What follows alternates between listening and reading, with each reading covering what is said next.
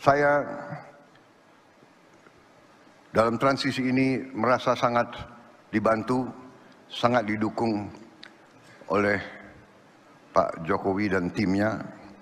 Bahkan dalam saya menyusun kabinet, kok saya melihat banyak juga ya menteri-menteri yang akan datang, ya banyak juga yang berada di kabinet yang sekarang. Assalamualaikum warahmatullahi wabarakatuh. Apa kabar? Kembali berjumpa dengan saya Hersman Munarif dari Forum News Network. Presiden terpilih Prabowo Subianto kemarin sudah memanggil para calon menteri dan calon wakil menterinya.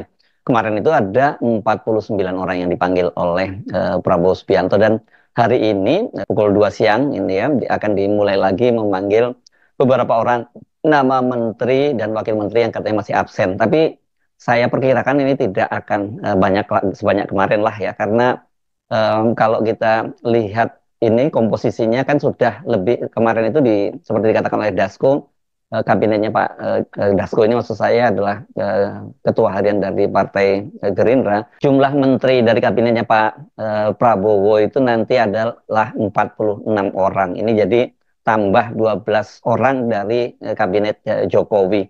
Dan itu kalau 49 orang itu kan berarti ada 3 orang diantaranya yang tidak jadi menteri ya. 3 orang diantaranya mungkin atau lebih ya. Tapi kalau mudahnya kita pastikan kalau 49 berarti ada 3 orang yang kemungkinan tidak jadi menteri. Siapa saja mereka sampai sekarang ini belum ada pengumuman secara resmi, karena tidak semua sih, saya kira ada beberapa orang yang sudah secara terbuka kira-kira pos kementeriannya apa, seperti Sekretaris Umum Muhammadiyah Profesor Abdul Muti menyatakan dia sudah diminta untuk mengurusi soal pendidikan dasar dan menengah. Ini artinya dia akan menjadi Menteri Pendidikan Dasar dan Menengah gitu ya, di Mendikbud yang tadinya kemudian dipecah karena untuk soal kebudayaan ini tampaknya akan diserahkan kepada kader Gerindra, yakni Fadlizon, yang kemarin dia bicara dia akan mengurusi bidang-bidang yang menjadi passion dia berkaitan dengan masalah kebudayaan.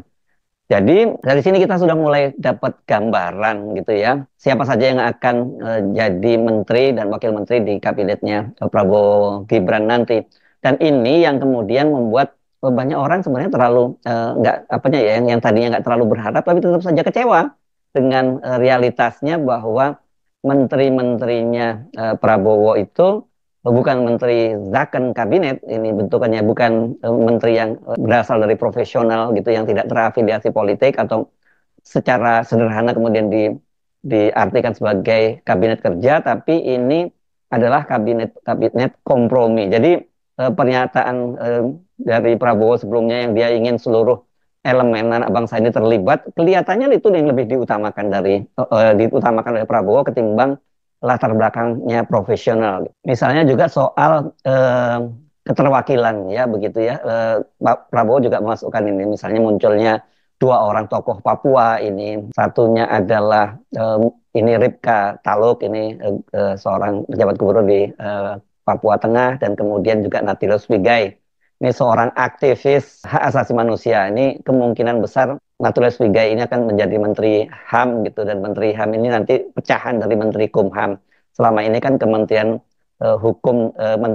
Menterian Hukum dan HAM itu dijadikan satu. Jadi dengan masuknya Wigai, Natalius Wigai ini kemungkinan akan dipecah menjadi 2. Nah, yang paling juga mendapat banyak sorotan dari netizen ini dan juga para pengamat itu adalah fakta ini ada 17 orang menteri dan wakil menteri yang di eranya Pak Jokowi itu yang kembali masuk ke kabinetnya Pak Prabowo.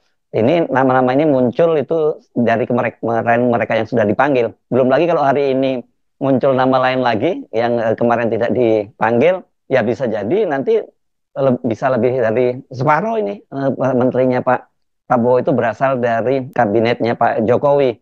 Dan soal ini kan sebenarnya juga sudah disampaikan oleh Wakil Sekjen Partai Gerindra yang menyatakan bahwa mayoritas menterinya Pak Prabowo itu berasal dari menterinya eranya Pak Jokowi. Tapi dia lupa kalau siapa nama-namanya. Dan hal yang sama itu kan juga disampaikan oleh Pak Prabowo ketika dia menyampaikan pidato pada forum BNI Investor Daily Summit itu pada tanggal 9 Oktober kemarin, dia juga menyatakan bahwa akan banyak menteri-menterinya dari Pak Jokowi yang masuk ke kabinet. Saya sebagai presiden terpilih merasa bahwa saya adalah bagian dari tim Pak Joko Widodo. Saya memimpin koalisi. Koalisi itu kita bahkan menamakan koalisi itu Koalisi Indonesia Maju. Dan koalisi itu terdiri dari partai-partai yang memang ikut serta dalam timnya Pak Jokowi. Walaupun saya gabung sama Pak Jokowi baru bagian kedua. Jadi kalau dalam sepak bola saya masuk lapangan itu baru babak kedua, second half. Jadi biasanya second half masuk di saat-saat kritis begitu. Ya. Saudara-saudara, dengan demikian, ya kan, saya tidak akan banyak ulangi bahwa saya pernah rival, tapi saya bergabung, ternyata nilai-nilai kita sama.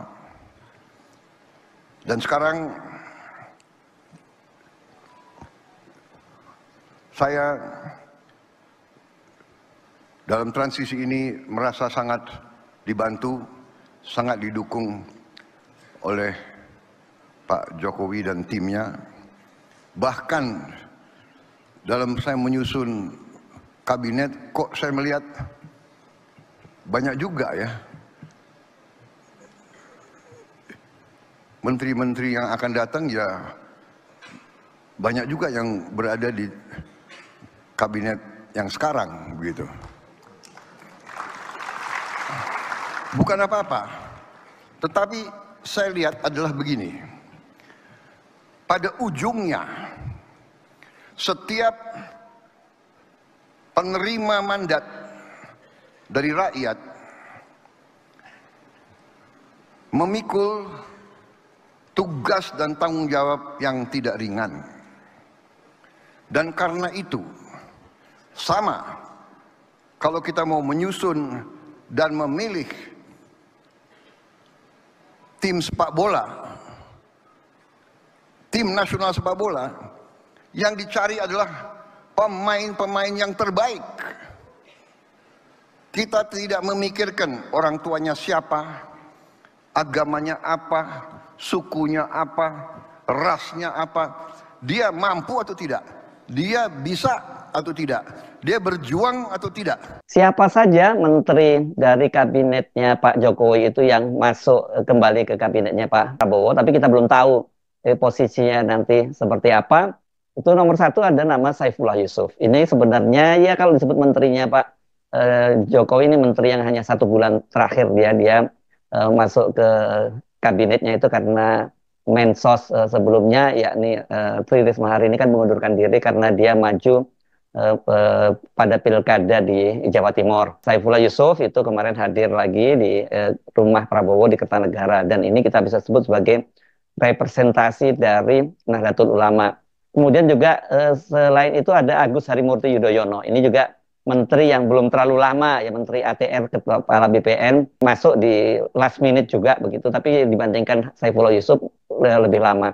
Kalau Agus Harimurti ini selain dia merupakan menterinya Pak Jokowi, dia kan juga ketua umum partai, yakni ketua umum Partai Demokrat. Jadi sebagai pendukung Koalisi Indonesia Maju, ya Agus Harimurti itu mendapat jatah untuk masuk kembali. Kemudian ada nama Zulkifli Hasan. Ini tadinya Menteri Perdagangan. Kita tidak tahu akan masuk di mana posisinya kembali, dan itu dia kan juga sebagai representasi dari Ketua Umum Partai Amanat Nasional. Dan kemudian ada nama Bahlil Lahadalia yang baru saja menjadi Ketua Umum Partai Golkar. Jadi bisa disebut ini sebagai representasi Partai Golkar. Dan Bahlil ini kan terakhir jabatannya sekarang adalah Menteri ESDM setelah sebelumnya dia menjabat sebagai Menteri Investasi. Kemudian ada nama Tito Karnavian. Ya, Tito Karnavian Menteri Dalam Negeri, juga purnawirawan polisi yang ini dia dipanggil kembali oleh Pak Prabowo. Tidak kita belum jelas posisinya sebagai apa, apakah kembali tetap menjabat sebagai Menteri Dalam Negeri, ini kementerian utama ya. Dan jangan lupa Menteri Dalam Negeri itu ini adalah salah satu triumvirat kalau terjadi apa-apa pada pemerintahan, kalau terjadi presiden dan wakil presiden berhalangan, itu kemudian triumviratnya itu kan terdiri dari Menteri Dalam Negeri, Menteri Pertahanan, dan Menteri Luar Negeri.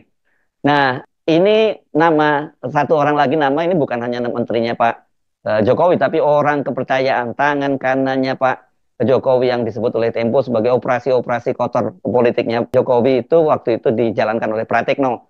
Ya, ini dia juga di Mensesnek Pratikno dan ini dipanggil lagi.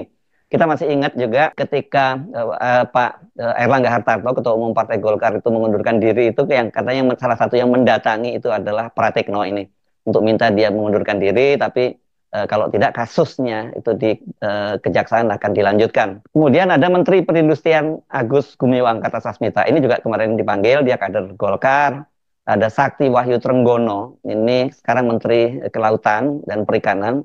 Ini nggak tahu nih apa representasi apa ya. Dia ini pernah jadi kadernya PAN dan kemudian juga pernah jadi tim sesnya bendahara pada waktu itu, timnya sesnya Pak Jokowi. Kemudian nama ini Amran Sulaiman ini. Amran Sulaiman ini dia 2 kali menjadi menterinya Pak Jokowi pada periode pertama, dan kemudian periode kedua itu dia tidak masuk kabinet, tapi dia digantikan posisinya oleh menteri dari Nasdem, yakni Syahrul Yassin Limpo. Dan setelah ribut-ribut Syahrul Yassin Limpo itu di KPK karena menerima suap, pemerasan dan sebagainya, kemudian dia dicopot, di reshuffle, Amran Sulaiman ini masuk lagi. Dan ini kelihatannya Amran ini nanti akan yang diandalkan oleh Pak Prabowo untuk mengelola food estate yang sekarang ini dibangun Papua, khususnya tepatnya di Merauke, yang dibangun oleh pengusaha dari Kalimantan, Pak ini yang dikenal sebagai Haji Isam. Dan Haji Isam itu disebut-sebut dia sebagai paman dari Amran Sulaiman, itu adalah paman dari Haji Isam. Jadi ini juga salah satu menteri yang cukup kuat nanti. Erick Thohir. Nah, Erick Thohir, Menteri BUMN juga kembali lagi masuk. Dan kalau kita menyebut nama Erick Thohir, nama Pratikno, dan nama Bahlil Lahadalia ini kan, ini adalah 3 dari 4 nama yang dikabarkan dititipkan oleh Pak Jokowi ke Pak Prabowo. Ini mereka harus masuk lagi.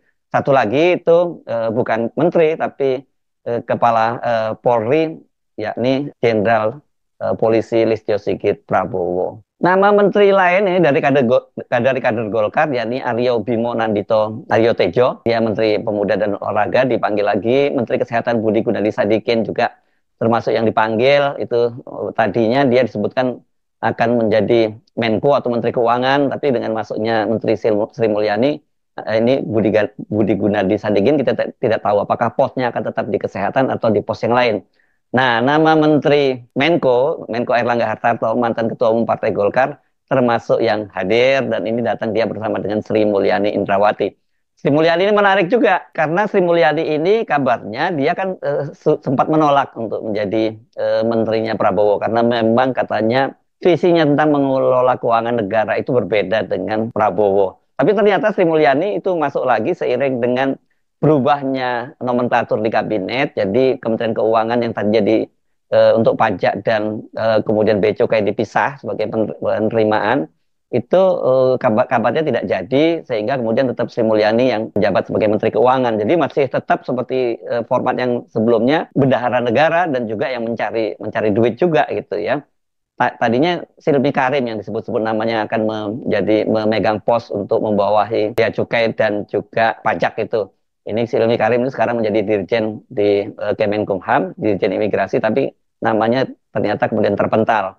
Nomor 15 ada Rosan Roslani. Ini saya kira meskipun dia sebut menteri baru, juga baru aja dia menggantikan Bahlil. Dia menjadi menteri investasi dan kemudian Bahlil menjadi menteri ESDM. Sementara Roslan ini jelas posisinya sebagai Ketua Tim Kampanye Pemenangan Nasional Prabowo Gibran. Nah, ada 2 nama wamen yang kembali masuk dan dipanggil. Ini Raja Juli Antoni dan ini wamen ATR BPN, dan yang terakhir nomor 17 adalah Herindra. Ini Letnan Jenderal Herindra, ini adalah wakil menterinya Prabowo di Kementerian Pertahanan. Dia untuk pos apa ini belum jelas, karena disebut-sebut yang akan menjadi Menteri Pertahanan itu adalah Letnan Jenderal Purnawirawan Syafri Samsudin. Ini sahabat dekat dan salah satu orang kepercayaan dari Prabowo Subianto. Jadi kalau kita hitung dari 17 nama tadi yang menteri itu adalah 15 nama. Apakah mereka ini semua nanti kalau yang menteri-menteri saya kira posnya tetap jelas ya. Yang 15 orang menteri tadi itu dipastikan akan menjadi menteri kembali. Tapi kalau Raja Juli dan kemudian Herindra ini apakah naik kelas menjadi menteri atau mereka tetap jadi wamen juga? Ini yang kita masih belum dapat kejelasan. Jadi kalau totalnya tadinya menterinya Pak Jokowi itu kemarin ada kabinetnya 34 orang menteri, itu kan berarti hampir separuhnya ya. Ini kalau 17 itu separuhnya, tapi kalau 15 hampir separuhnya itu masuk ke kabinetnya Pak Prabowo kembali. Nah, apakah hari ini masih ada menteri Pak Jokowi yang masuk kembali dalam kabinet Pak Prabowo? Nah, dan kalau memang masih ada lagi tambahan, ya bisa disebut itu sekarang ini memang nggak salah kalau menyebut bahwa ini adalah kabinet Prabowo rasa Mulyono atau rasa Jokowi. Nah, karena banyaknya kabinetnya ini berisi dari menteri-menterinya Pak Jokowi, makanya kemudian banyak sekali yang kecewa. Karena apa? Karena sebelumnya kan Sekjen Partai Gerindra Ahmad Muzani menyatakan bahwa Pak Prabowo itu akan membentuk zakon kabinet atau secara sederhana langsung diterjemahkan itu sebagai kabinet kerja. Padahal sebenarnya kalau zakon kabinet itu adalah kabinet yang diisi oleh menteri-menteri yang profesional dan tidak terafiliasi dengan partai politik.